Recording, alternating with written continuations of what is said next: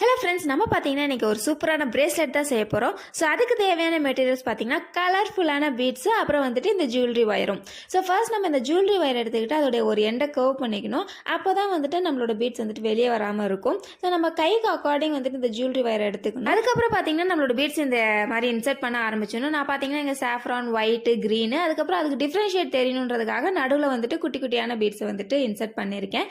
So அதே மாதிரி பார்த்தீங்கன்னா லாஸ்ட் எண்டையும் நம்ம வந்துட்டு கர்வ் பண்ணிக்கணும்.